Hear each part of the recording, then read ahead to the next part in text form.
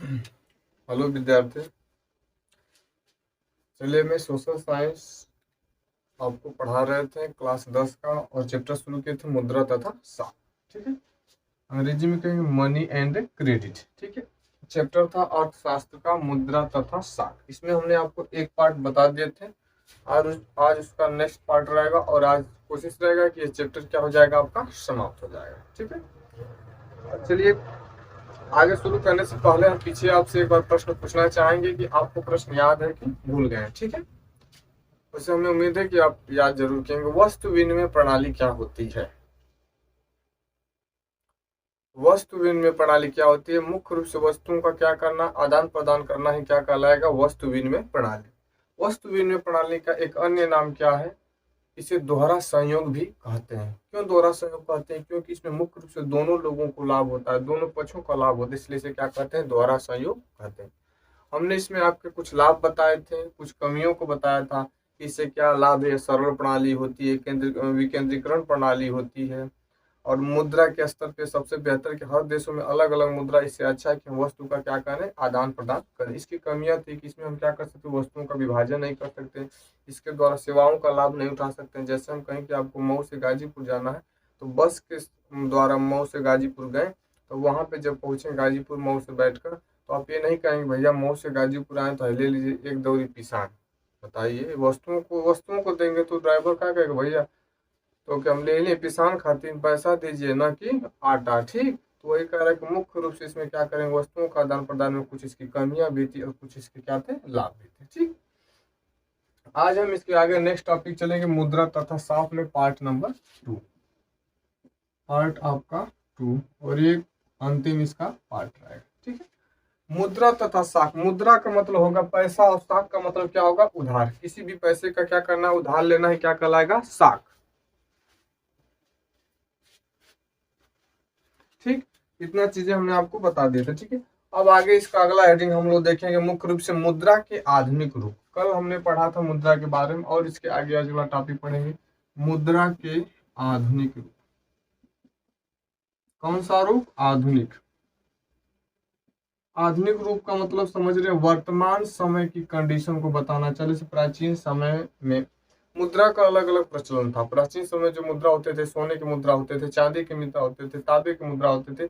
लेकिन आज के समय मुद्रा का आधुनिक रूप मुख्य रूप से क्या है? जो भी मुद्रा है वो कागजी है। कैसे? कागजी मुद्रा है, या कैसे मुद्रा है? सिक्के के मुद्रे। मुख्य रूप से आज के दृष्टिकोण में देखेंगे तो मुख्य रूप से कागजी मुद्रा और सिक्के की मुद्राएं क्या है इसमें शामिल है। ठीक है, तो मुद्रा की आधुनिक रूप से आप क्या समझते हैं? तो मुद्रा की आधुनिक से तात्पर्य है कि प्राचीन काल के समय में मुद्राएं सोने की, चांदी की, तांबे की हुआ करती थी। लेकिन वर्तमान समय में जो हमारी मुद्राएं मुख्य रूप से वो कागजी मुद्रा, यानी कागज का नोट 1000 रुपया, 2500 का, और धीरे सिक्के का प्रचलन थी। हमारी कैसी मुद्राएं कहलाएंगी? मुद्रा के आधुनिक रूप का मुद्राएं कहलाएंगे। ठीक है, अगला हम हेडिंग देखेंगे कि मुद्रा के आधुनिक रूप की मुख्य रूप से विशेषताएं। मुद्रा की विशेषताएं, किसकी विशेषताएं देखना है? मुद्रा की। कि मुद्रा का विशेषता क्या क्या है? जैसे हर व्यक्ति की विशेषता होती है। जैसे मेरा नाम फलाना, तो मेरी विशेषता मैं कितना पढ़ा हूँ, मेरा घर कहाँ, मेरे पिताजी क्या नाम, मेरे मम्मी का क्या नाम, मैं क्या करता हूँ, ये सारी मेरी विशेषताएं। उसी प्रकार देखेंगे मुद्रा की क्या क्या विशेषताएं हमको देखने को मिलती है। ठीक है, यह मुख्य रूप से यह धन के रूप में स्वीकार की जाती है। किसके रूप में? धन के रूप में स्वीकार की जाती है। मुद्रा जो है वो धन के रूप में स्वीकार की जाती है, यानी कि लोग मुद्रा को क्या करते हैं? पैसे के रूप में लेते हैं, न कि खाने के रूप में। वस्तु रहेगा तो खाएंगे ना, अरे पैसा का हम खाएंगे नहीं। तो पहला पॉइंट इसमें क्या है कि मुद्रा की आधुनिक रूप में पहला पॉइंट इसकी विशेषता बता रहा है कि धन के रूप में हम क्या करते हैं? स्वीकार करते हैं, यानी जो मुद्रा उसे हम पैसे के रूप में लेते हैं या स्वीकार करते हैं। ठीक है, दूसरा पॉइंट, इसे सरकार द्वारा जारी किया जाता है। किसके द्वारा हम जारी करेंगे इसे? तो इसे सरकार द्वारा जारी किया जाता है। दो विशेषताएं, जारी किया जाता है। ठीक, जो मुद्रा का विशेषता है, इसे कौन जारी करेगा? सरकार। हम और आप जारी करेंगे? फर्जी पैसा छापने पर देखते हैं कभी कभी लोग फर्जी नोट चलाना शुरू कर देते हैं, तो अगर बाय द वे पकड़े जाते हैं तो खूब बढ़िया से उसको कुहा जाता है। खूब बढ़िया से कोने का मतलब पहले तो कार्रवाई होगी, कहाँ से सारे इलेक्ट्रिक सामानों को, कहाँ से कागज आए, कहाँ से मशीनें आए, फर्जी कैसे पकड़ा गया, उसके बाद उसको बढ़िया से जेल में खटाई होती है, बढ़िया से तो लोग क्या करते हैं, तोड़ते हैं। तोड़ने का मतलब ब्रेड पकौड़ा नहीं, बढ़िया से क्या करते हैं, घूरते हैं, मारते हैं, ठीक है। तो इसे सरकार द्वारा, मुद्रा को कौन जारी करता है, सरकार। इसे किसके रूप में स्वीकार करते हैं, पैसे के रूप में। किसके रूप में, पैसे के रूप में स्वीकार किया जाता है। अगला जो मुद्रा नोट है, मुद्रा नोट को मुख्य रूप से कौन जारी करता है, RBI, reserve bank of India. Reserve bank of India, इसे बैंकों का बैंक भी कहा जाता है।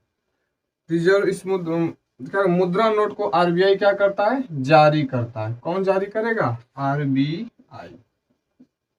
समझ में आ गया बाबू आप लोगों को, ठीक।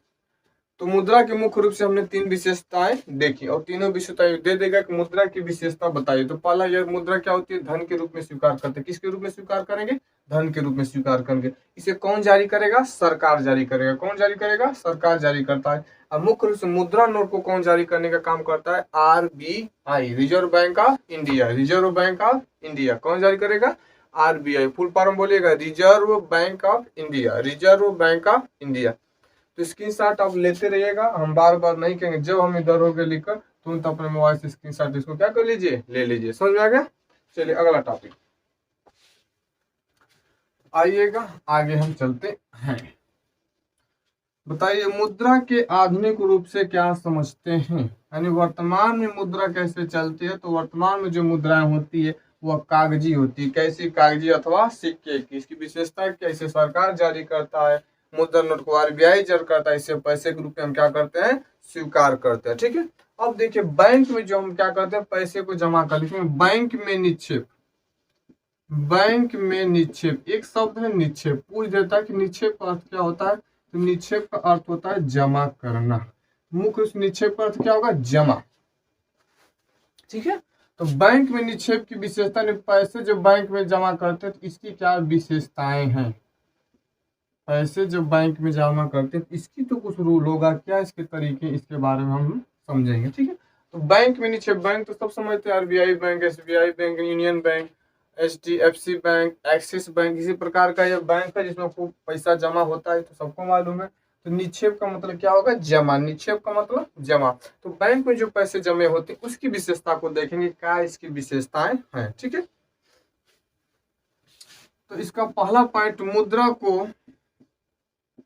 को जो हमारे जो मुद्रा का मतलब पैसा, मुद्रा का मतलब पैसा, ठीक है। मुद्रा को जमा करने का यह एक रूप है, जमा करने का एक रूप है। समझ में आया, ठीक। बैंक में निक्षेप से क्या समझते हैं कि मुद्रा को जमा करने का क्या है, एक रूप है, ठीक। दूसरा, यानी पैसा को बैंक में हम जमा करते हैं, किसका एक रूप है, बैंक का। बैंक का एक रूप का मतलब, बैंक की जो विशेषता क्या है कि पैसे को जमा करने की विशेषता, मुद्रा को मुख्य रूप से हम बैंक में क्या करते हैं, जमा कर देते हैं। चाहे 2000 हो, 500 हो, लाख हो, सारा जमा कहाँ करते हैं, बैंक में, ठीक। दूसरा, लोग अपने नाम पर खाता खुलवाकर पैसे क्या करते हैं, जमा करते हैं। खाता खुलवाकर पैसे को क्या किया जाता है, तो बस लोग अपने नाम पे क्या करते हैं, खाता खुलवाते हैं। क्या करते हैं, खाता खुलवाकर पैसे क्या करते हैं, जमा करते हैं। पैसे का मतलब 1 रुपया 2 रुपया, ठीक, कितना भी रुपया। दो समझ में आ गया। अब देखेंगे तीसरा पॉइंट, इसे क्या कहेंगे, बैंक जो पैसा लेता है, बैंक जमा राशि को, कौन, बैंक जमा राशि को क्या करता है, स्वीकार करता है।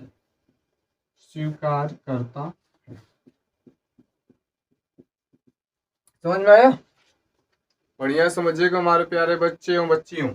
बैंक में निक्षेप से क्या विशेष दे देगा, बैंक में निक्षेप की विशेषताओं का वर्णन कीजिए। जमा की विशेषताओं को वर्णन कीजिए, तो बस 3 विशेषता लिखिए बेहतर ढंग से, कि मुद्रा को जमा करने का यह एक रूप है, जो बैंक के पैसा को जमा करने का एक रूप का मतलब एक तरीका है, ठीक है, कैसे आप पैसे को जमा कर रहे हैं, ठीक। दूसरी चीज, लोग अपने नाम पे पैसा जमा ऐसे तो ना कर देंगे, ये भैया हमारा पैसा 10% जमा कर दे, आज तो बढ़ जाएगा अगला हफ्ते वाले ना।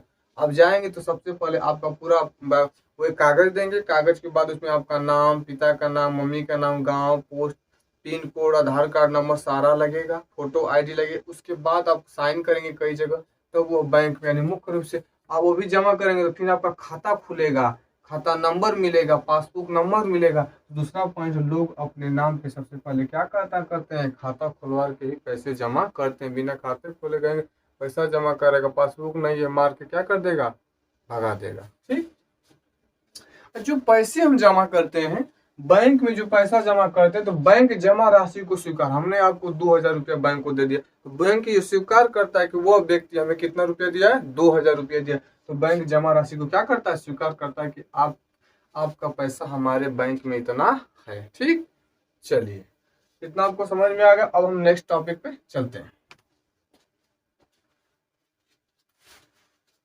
मिटा दे। ठीक, आइएगा।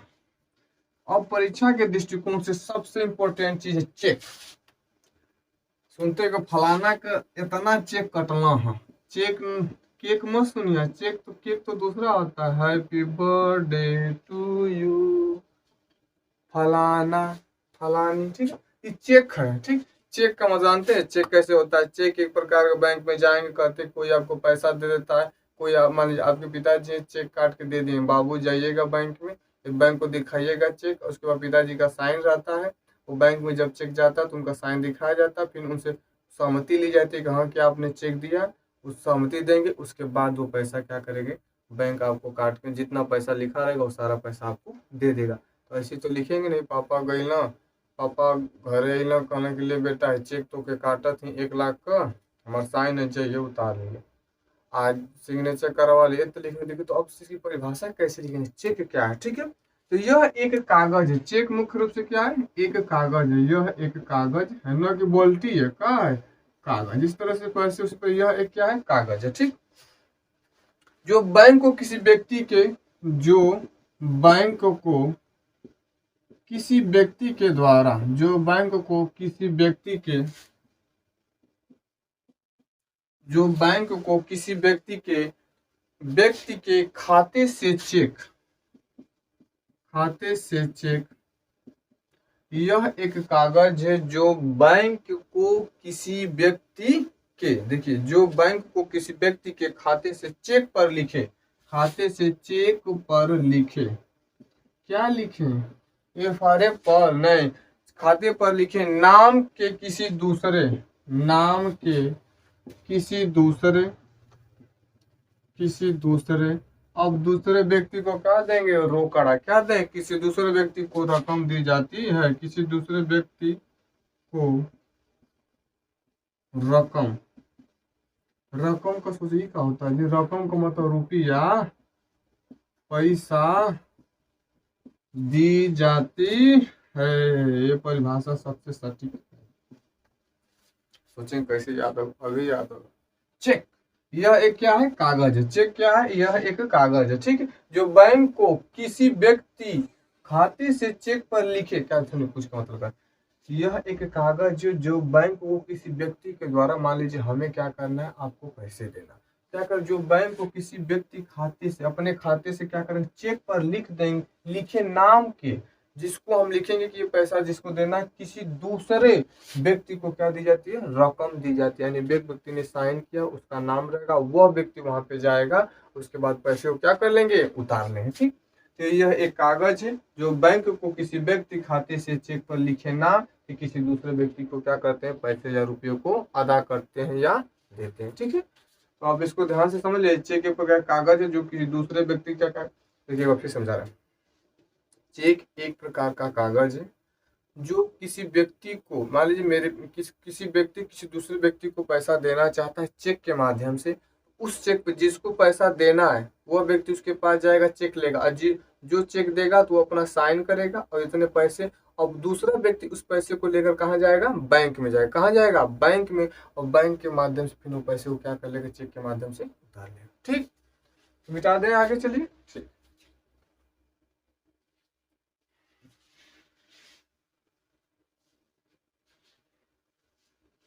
आगे देखिएगा, साख, जो मेंस आ गया हमारा साख, यही हमारा क्रेडिट।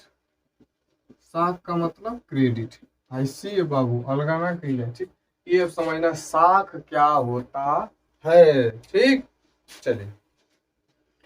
साख, साख का मतलब कल ही बताया, साख मतलब मुख्य रूप से क्या होता है, ऋण। साख का मतलब ऋण लेना, ऋण लेना, क्या लेना, ऋण लेना, उधार लेना, कुछ भी इसको कहिएगा दया को, ठीक है।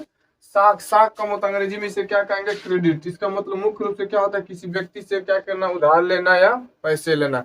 हमें आपसे मान लीजिए कहीं भी कोई मुझे छोटा सा घर बनाना है, मेरे पास पैसे नहीं, तो मैं क्या करूंगा, किसी दूसरे व्यक्ति से या उससे ऋण ले लूंगा, उधार ले लूंगा, पैसे ले लूंगा, चाहे वो बैंक हो चाहे हमारे रिलेशन वाले हो, ठीक है। किसी से पैसे लेकर फिर अपना घर जब बना लेंगे तो धीरे धीरे उस व्यक्ति का पैसा ब्याज सहित क्या कर देंगे, वापस लौटा देंगे, ठीक।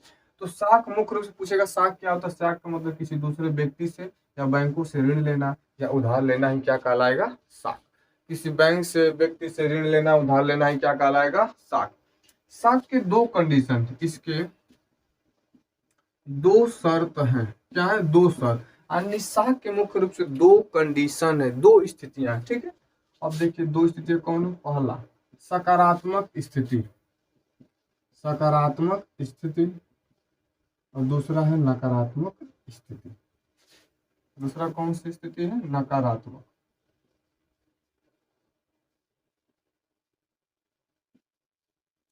देखिए ऋण, साख का मतलब क्या है, मुख्य रूप से उधार लेना, ऋण लेना ही क्या कहलाएगा, साख कहलाएगा। इसकी कितने कंडीशन है, दो, सकारात्मक और नकारात्मक, सकारात्मक और नकारात्मक। अब समझेंगे सकारात्मक क्या होता है, नकारात्मक का मतलब क्या इसमें कह रहा है साख में, ठीक है। देखिए सकारात्मक, एक छोटा सा मैं आपको बताना चाहेंगे मुख्य रूप से इसके एग्जाम्पल के तहत। एक व्यक्ति है जिसका नाम लिख दे रहे हैं राम है, ठीक है। ये क्या करना चाहते हैं, मुख्य रूप से ये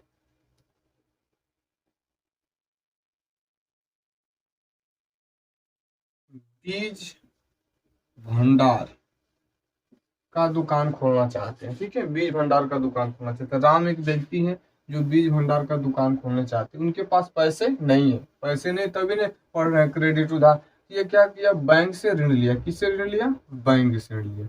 बैंक ने इसे पैसे दे दिए, किसको पैसा दे दिए, राम भाई को पैसे दे दिए। अब देखिए राम को पैसा मिल गया। अब पैसा जब राम को मिल गया तो वह धीरे धीरे पैसे लेकर पूरे सामानों को, बीज भंडार में जो भी खाद, पोटास, यूरिया, जितने सामान है, छोटे छोटे बीजों को, और मतलब विभिन्न प्रकार के जो भी बीज भंडार में सामान लगते हैं, सारे को खरीद कर अपने क्या किए, बीज भंडार में नहीं अपने दुकान में रख दिए।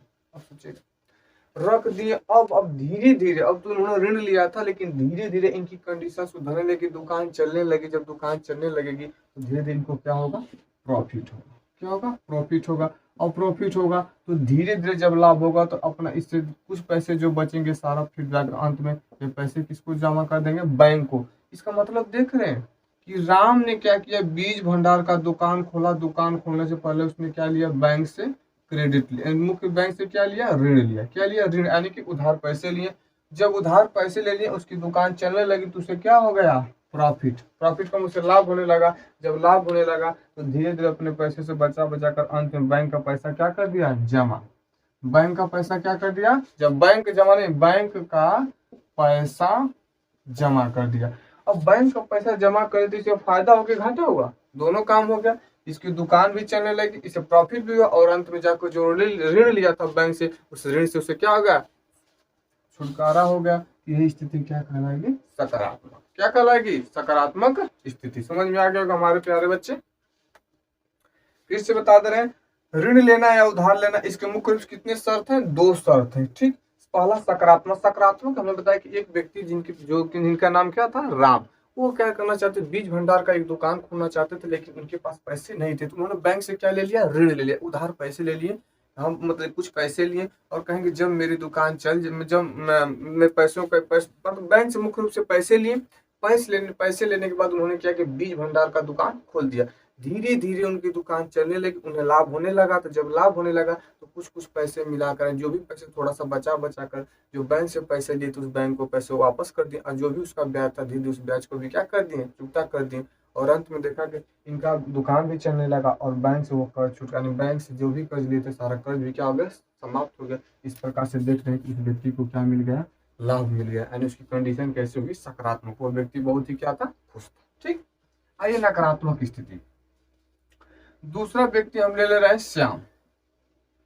श्याम एक व्यक्ति है, ये बेचारे क्या करना चाहते हैं, ये मुख्य रूप से चाहते हैं कि हम क्या करें, गेहूं का फसल, गेहूं के बीज खरीदना चाहते हैं, गेहूं के बीज। तो गेहूं के बीज खरीदने के लिए उनके पास क्या नहीं थे। श्याम एक व्यक्ति है जो गेहूं के बीज खरीदना चाहते, लेकिन उनके पास पैसे नहीं थे, तो वो भी बैंक से क्या लिए, ऋण लिए। बैंक से ऋण, बैंक से ऋण लिए। अब देखिए बैंक से इन्होंने ऋण लिया गेहूं के बीज के फसल के लिए, और बैंक से पैसे उन्होंने ले लिया, लेकिन अब धीरे धीरे उन्होंने बीज लेने के बाद खेतों में गेहूं बो दिया। ठीक, गेहूं बो दिए, लेकिन गेहूं जब बेचारे बोए तो एक आध 2 महीना जब धीरे धीरे गेहूं अपने कंडीशन पे आया, धीरे धीरे 2 महीना तो गेहूं चारों तरफ से हो जाता ना धीरे धीरे। देखते दिसंबर के महीने में लगभग गेहूं नवंबर बो दिया जाता है, मार्च अप्रैल फरवरी, अब मार्च अप्रैल के बीच में लगभग काट उठ के समाप्त कर दिया जाता है। तो बेचारा गेहूं तैयार हो गया, बड़े खुश थे, चलिए काम चल रहा है, काम चल रहा है। लेकिन जैसे जैसे जब इनका गेहूं का बाल एकदम लग गया, फूट गया, और मतलब धीरे धीरे काटने का समय आ गया था, 10-20 दिन बाद कटाई होने वाली थी, तभी अचानक भगवान क्या कर दिए, ओला बरस दी। ओला का मतलब बर्फ पड़ने लगा, पूरा बारिश होने लगा, इनका जितना भी गेहूं था सारा गेहूं क्या हो गया, नष्ट हो गया। अब सोचिए उस व्यक्ति ने बैंक से ऋण लिया था, और उसका कंडीशन क्या हुआ कि जो भी पैसे थे सारे पैसे जो उसने उधार लिया था, वो पैसे का तो ऋण वैसे उसके ऊपर पड़ा हुआ है, और उसकी कंडीशन भी फिर से पूरा अपनी स्थिति पे आ गया। तो बताइए बैंक को कहाँ से पैसा जमा करेगा।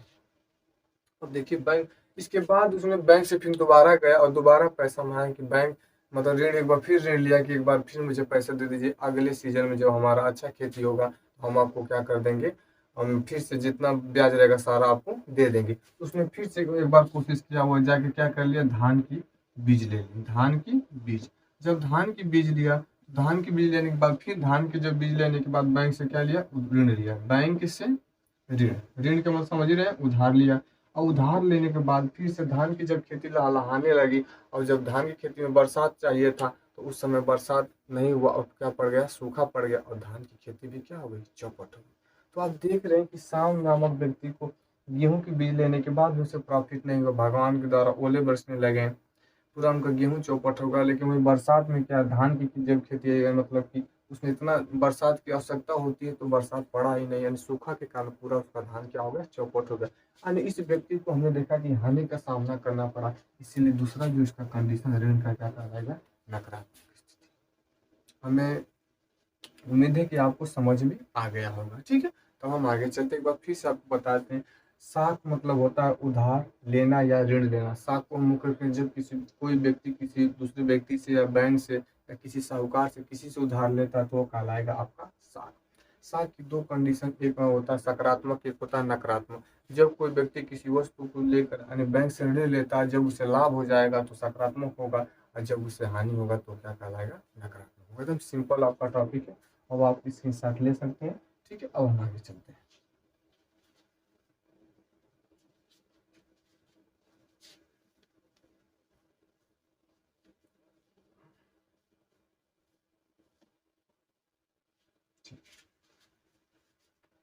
अब अगला देखेंगे साख की शर्तें क्या हैं। जो क्रेडिट था, साख की क्या क्या शर्तें, किस प्रकार से आप ऋण ले सकते। तो साख की शर्तें पूछ देता परीक्षा में, साख की कितनी शर्तें हैं। तो साख की मुख्य रूप से 2 शर्तें, कितनी शर्तें हैं, 2 शर्तें हैं। पहला शर्त देखेंगे और दूसरा शर्त देखेंगे। साख, साख अभी बताएं, साख का मतलब होता है उधार लेना, बैंक से ऋण लेना या किसी व्यक्ति से ऋण लेना। साख मतलब ये होता है। साख की मुख्य रूप से हमने आपको बताया कि साख के कंडीशन जो आपको बताए थे, मुख्य रूप से एक तो लाभ होगा और एक हानि होगा। लेकिन अब साख की शर्त किस आधार पे आप बैंक से ऋण ले सकते हैं, ये तो जानना जरूरी है। ये थोड़ा किसी से मन से गए बैंक पैसा दो बाबूआ, वैसे पैसा देगा, उसके लिए तो कुछ प्रक्रियाएं होगी, तो कैसे हम ऋण लेंगे, अब इस प्रक्रिया को हम लोग क्या करेंगे, समझेंगे। ठीक है, तो साथ ही साथ मुख्य रूप से जब पैसा लिया जाता है तो ब्याज की दर फिक्स की जाती है। ब्याज की दर, ब्याज की दर फिक्स की जाएगी। उसके बाद क्या होती है, ऋण की अवधि, ऋण की मतलब अवधि, ऋण की अवधि, ऋण की अवधि भी रहेगी। और साथ ही साथ ब्याज का दर, ऋण की अवधि के साथ साथ आपका ऋण देने के तरीके, ऋण देने के तरीके, ये चीजें शामिल रहेगी। पहला 2 शर्त हमने बताया था, पहला शर्त ब्याज की दर, ऋण की अवधि और ऋण देने के क्या रहेंगे, तरीके शामिल रहेंगे। और गिरवी रखने के लिए, गिरवी रखने के लिए दस्तावेज जरूरी। दस्तावेज, देखिए हम समझा रहे हैं। ब्याज की दर सोचेंगे क्या होता है, दर, रेट। जैसे मान लीजिए आपने 1 लाख बैंक से पैसे लिए, 10,000, इकाई दहाई सैकड़ा हजार 10,000। अब उसमें ब्याज लगा लिया, कब परसेंटेज आपको देना है, 5%। तो इसको काट दे 100 से जीरो कट गया, 5, देखिए गुणा कर दीजिए, कितना हो जाएगा, 500 रुपया। यानी 1,000 आपने ऋण लिया, कई वर्ष में, 2 वर्ष में। तो वर्ष हम नॉर्मल कर दे रहे 1 वर्ष में। एक बार फिर से आपको अच्छे से हम समझा दे रहे हैं ऋण का। जैसे आप बैंक से कितना पैसे उधार लिए, 1,000, 10,000 इकाई दहाई सैकड़ा हजार 10,000 हो गया। अब देखिए कितने वर्ष के लिए, 1 वर्ष के लिए। कितने वर्ष के लिए, 1 वर्ष के लिए। कौ परसेंटेज आपको देना है, 5% दर है। सो मतलब देखिए पढ़े हुए गणित में तो वही कह रहा है कि ब्याज की दर मतलब 5% के ब्याज की दर से हमें साल भर में उसे पैसे देना है। तो 2 जीरो से 2 जीरो, 5 से कम 5 यानी कि 500 रुपया। 1 वर्ष में आपको बैंक को क रुपया देना है, 500 रुपया। तो ये कहलाएगा ब्याज। यानी बैंक में आप 10,000 रुपया लिए हैं और साल भर बाद जब उसे देंगे पैसे तो 10,000 कितना हो जाएगा, 500। समझ आया। यानी ब्याज तो मगर 2 शर्त, ब्याज की दर फिक्स रहेगा, इतने ब्याज की दर से आपको साल भर में हमें पैसे अदा करना है। ठीक है। दूसरी चीज, ऋण की अवधि, कितने वर्ष के लिए आप ऋण रहे, 1 साल के लिए रहेंगे, 2 साल के, सारा चीज आपको बताना पड़ेगा। ऋण देने के तरीके, मतलब ऋण देने का तरीका से क्या मतलब कि आप किसके लिए ऋण ले रहे हैं, घर बनाने के लिए, नौकरी के लिए, जमीन खरीदने के लिए, मतलब किस प्रकार के ऋण लेने तरीके आपको बताना पड़ेगा। ठीक है। दूसरी चीज क्या करना, शर्त में गिरवी रखने के लिए दस्तावेज। अगर आपकी देखिए सरकारी नौकरी मिल जाती है तो सरकारी नौकरी पे दिखाकर आदमी ऋण ले लेता है, 2 लाख 4 लाख, 5, जैसा बड़ा नौकरी है उस लेवल के हिसाब से। लेकिन जिनके पास नौकरी नहीं है, घर पे है, वही व्यक्ति ऋण ले सकते हैं। वो अपना गिरवी रख देंगे दस्तावेज। गिरवी का मतलब किसी वस्तु को रखना। देखिए गिरवी ऐसा शब्द जानते हैं, घर पे कभी कभी आदमी का कंडीशन इतना खराब हो जाता है कि पैसे दवा के लिए नहीं होते, तो माँ, बहन, भाई अपने द्वारा, मुख्य रूप से माँ बहनें, जो भी जिनके पास बहुमूल्य कीमती धातुएं होते हैं, सोने चांदी हो, तो गिरवी रख देते हैं, उनकी दवा कराते हैं। नौकरी में ऐसा सारा सहयोग माँ बाप करते हैं। फिर भी आज के बच्चे उतना माँ बाप के बारे में नहीं सोचते कि माँ बाप हमें कैसे कैसे पैसे देकर पढ़ाते हैं, तो हमको कितना मेहनत करना चाहिए कि आने वाले समय में माँ बाप की कंडीशन हम क्या कर सकें, सुधार सकें। ठीक है।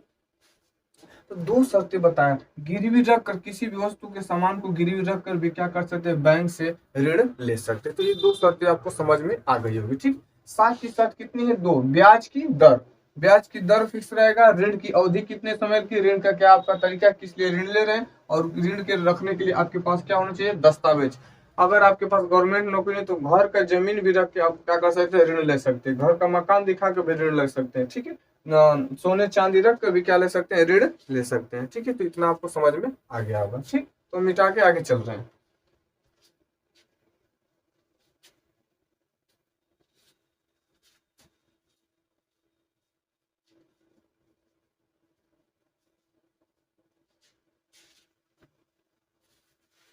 अब देखिए साख की विविधता।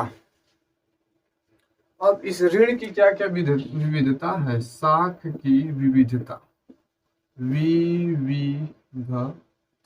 यानी कि ऋण के तरीके जो है, किस प्रकार से, किस व्यक्ति से, मतलब कैसे कैसे ऋण को लिया जाता है। तो पहली विविधता है साहूकारों से ऋण। साहूकारों से ऋण। दूसरी आपका दिया है, पहला साहूकारों से ऋण है, उसके बाद मुख्य रूप से व्यापारियों से ऋण। व्यापारियों से ऋण। तीसरा पॉइंट हम लोग देखेंगे, पहला साहूकारों से, दूसरा व्यापारियों से, तीसरा बैंकों से ऋण। किससे ऋण लेंगे, बैंकों से, बैंक से ऋण।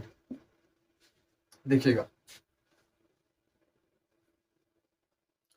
साहूकारों से ऋण की किस प्रकार से, किससे कैसे ऋण आप ले सकते हैं। तो पहला साख विविधता, साहूकारों, साहूकार किसे कहेंगे, जो बड़े लोग होते हैं, जिनके पास अच्छे खासे पैसे होते हैं, जमीनी होती है, वो क्या कहलाते हैं, साहूकार। वो ऋण देते होते, जिनके पास अच्छे खासे दुकान होते हैं, बिजनेस होते हैं, वही कहलाएंगे साहूकार। तो व्यक्ति क्या करता है, गरीब जो व्यक्ति, मजदूर व्यक्ति क्या करता है, इनसे क्या ले लेता है, ऋण ले लेता है। और ऋण के जो भी ऋण देते हैं, किस दर पे देते हैं, उच्च दर पे। किस दर पे, उच्च दर। गरीब लोगों का लेने का भी कारण है, सोचिएगा आदमी अशिक्षित है, पढ़ा लिखा, इसीलिए लोग कहते हैं पढ़िए लिखिए। अशिक्षित है तो अब बैंक में जाने से थोड़ा सा किंचित डरते हैं कि बैंक में जाएंगे क्या क्या लगेगा, हम साइन नहीं कर पाते हैं, तो सब डरे इसलिए आदमी क्या करता है, अपने ही गांव के साहूकार जो बड़े लोग हैं, बड़े समुदाय के लोग हैं, जिनके पास जमीन है, जिनके पास नौकरी, जिनके पास बिजनेस है, उनसे ऋण क्या कर लेते हैं, ले लेते हैं। और ये लोग गरीब लोगों को ऋण देते हैं। अब किस दर पे देते हैं, उच्च दर पे ऋण देते हैं, जिससे क्या करते हैं, गरीब लोग इनके जाल में फंस जाते हैं। जाल में फंस जाते हैं, जाल में मतलब इनके बहकावे में आ जाते हैं। ये मत सोचिएगा हाउ जलिया है, जो आदमी पहले चिड़ै उड़े मारने के लिए जाल फंसा देता था, चिड़ै बढ़ती थी और आते थे बढ़ते थे, उससे मुड़ जाते थे, फिर आदमी भूज भाज के खा जाता था। वो जाल नहीं है, मतलब आदमियों के बहकावे में आप आ जाते हैं। उनसे ऋण नहीं लेना चाहिए, लेकिन व्यक्ति उससे क्या ले लेता है, ऋण ले लेता है।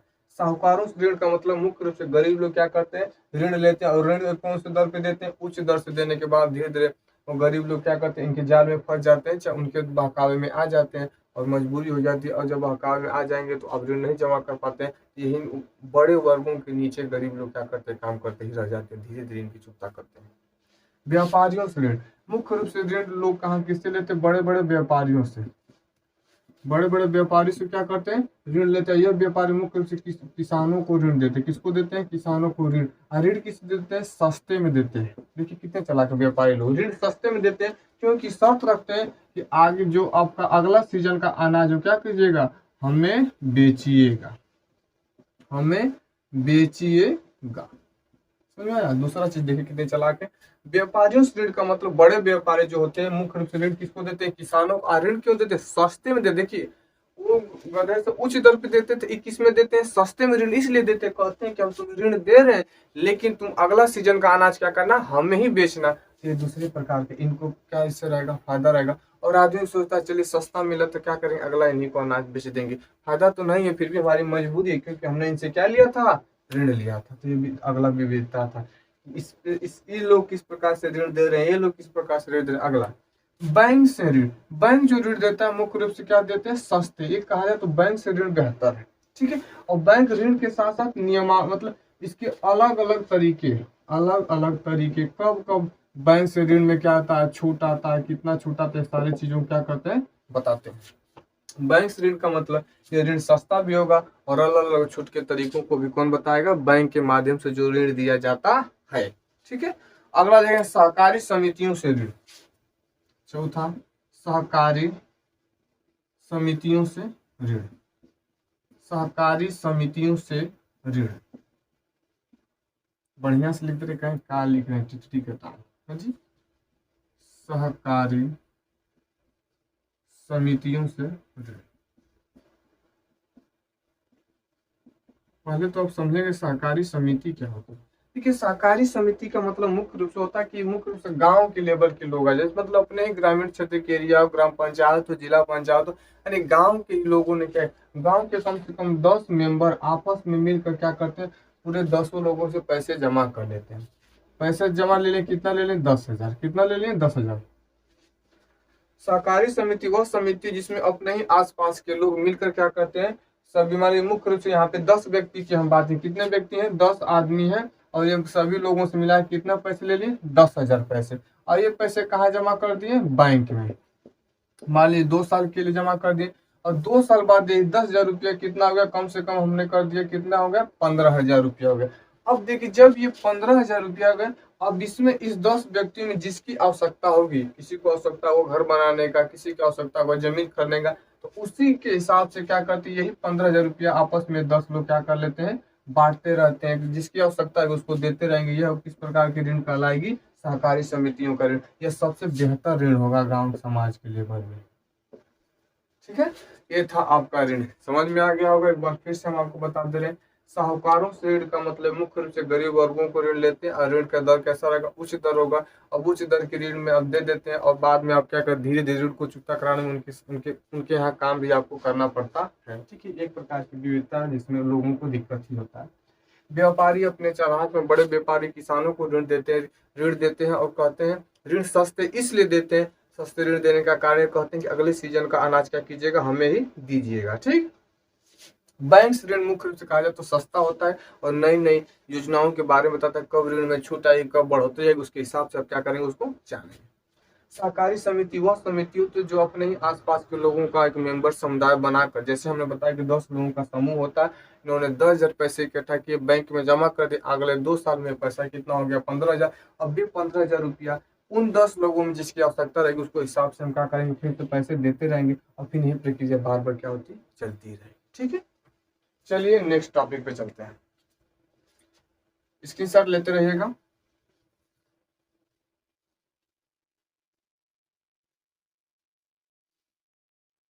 आइएगा अगला हेडिंग, भारत में साख के स्रोत। भारत में साख के स्रोत यानी साख के कितने प्रकार के स्रोत, कितने प्रकार के तरीके ऋण लेने के, वो तो शर्त बताएंगे। शर्त भारत में साख के स्रोत, तो इसमें मुख्य रूप से 2 स्रोत हैं। पहला औपचारिक और दूसरा स्रोत क्या है, अनौपचारिक। ठीक, 2 स्रोत हैं। पूछेगा भारत में साख के कितने स्रोत हैं, तो 2 स्रोत है। ठीक है, पहला औपचारिक, दूसरा अनौपचारिक। औपचारिक किसे कहेंगे, जो आप बैंक के द्वारा ऋण लेंगे। किसके द्वारा ऋण लेंगे, बैंक के द्वारा जब ऋण लेंगे, सहकारी समिति के द्वारा ऋण लेंगे, बैंक के द्वारा या सहकारी समिति आपस में जुड़कर ऋण देगी, तो यह ऋण क्या कहलाएगा, औपचारिक ऋण। यह स्रोत क्या कहलाएगा, औपचारिक स्रोत। अनौपचारिक ऋण किसे कहेंगे, चाहे अनौपचारिक स्रोत किसे कहेंगे, जब अपने रिश्तेदार से आप क्या लेंगे, ऋण लेंगे। रिश्तेदार का मतलब नाना नानी मौसा मौसी मामा मामी से आप ऋण लेते हैं, या व्यापारियों से ऋण लेते हैं। किससे ऋण लेंगे, व्यापारी से ऋण लेंगे, जमींदारों से ऋण लेंगे। तो ये वाला ऋण क्या कहलाएगा, अनौपचारिक। क्या कहलाएगा, अनौपचारिक स्रोत कहिए या ऋण कहिए। ठीक है, समझ में आ गया होगा। भारत में साख के स्रोत कितने हैं, 2 स्रोत है, एक औपचारिक और दूसरा अनौपचारिक। जब बैंक से ऋण ले रहे हैं तो क्या कहलाएगा, औपचारिक। बैंक से ऋण लेंगे औपचारिक, सहकारी समिति से ऋण लेंगे तो औपचारिक, सहकारी समिति से ऋण लेंगे तो औपचारिक। अनौपचारिक रिलेशन से, अपन रिश्तेदारों से ऋण लीजिए, जमींदारों से ऋण लीजिए, और किससे ऋण लीजिए, व्यापारियों से। ये ऋण कहलाएगा आपका अनौपचारिक ऋण, चाहे अनौपचारिक स्रोत। ठीक, अब हम इसके अंतिम टॉपिक पे हैं एकदम। आइएगा, मिटा रहे हैं आपको। अगला एक प्रश्न पूछ देता है, SHGS क्या है, SHGS क्या है। देखिए, तो पहला इसका मतलब SHGS का फुल फॉर्म हमें जानना क्या है, बहुत ही जरूरी है। सेल्फ हेल्प ग्रुप्स, इसे कहेंगे सेल्फ हेल्प और ग्रुप्स। क्या कहेंगे, सेल्फ हेल्प ग्रुप्स। ठीक है, यानी कि क्या, सेल्फ यानी स्वयं सहायता समूह। इसे क्या कह सकते हैं हिंदी में, स्वयं सहायता समूह, यानी खुद की सहायता करना है आपस में लोग। सेल्फ हेल्प ग्रुप का मतलब क्या होगा, स्वयं सहायता समूह। यह मुख्य रूप से किसके लिए काम करता है, गरीबों के लिए। अब गरीबों के लिए गरीबों की कौन कौन सी स्थिति में काम करता है, सुधार करने का, आर्थिक स्थिति और कौन सी स्थिति, सामाजिक स्थिति। कौन सी स्थिति, आर्थिक स्थिति और सामाजिक स्थिति। ठीक, एक बार फिर से बता रहे हैं, SHGS क्या है, तो SHGS एक प्रकार का योजना, एक प्रकार का समूह है। इसका फुल फॉर्म होगा self help groups. Self help groups इसका हिंदी होगा स्वयं सहायता समूह। स्वयं सहायता समूह यह मुख्य रूप से क्या करता है, गरीब लोगों के लिए एक प्रकार की योजना है, गरीब लोगों के द्वारा संचालित की जाती है। गरीब लोगों के लिए सबसे ज्यादा बेनिफिट होता है। ये गरीब लोगों के 2 कंडीशनों में सुधार करता है, एक आर्थिक कंडीशन आएगा और कौन सा कंडीशन होगा, सामाजिक कंडीशन। कौन सा कंडीशन, सामाजिक कंडीशन। इस तरह से यह चैप्टर हुआ है आपका समाप्त। ठीक, तो आप लोग इसमें का 2 प्रश्न बताइए। साख के कितने स्रोत है, मुख्य रूप से 2, औपचारिक अनौपचारिक। औपचारिक का मतलब बैंक से ऋण लेना, अनौपचारिक का मतलब अपने रिलेशन वालों से ऋण लेना।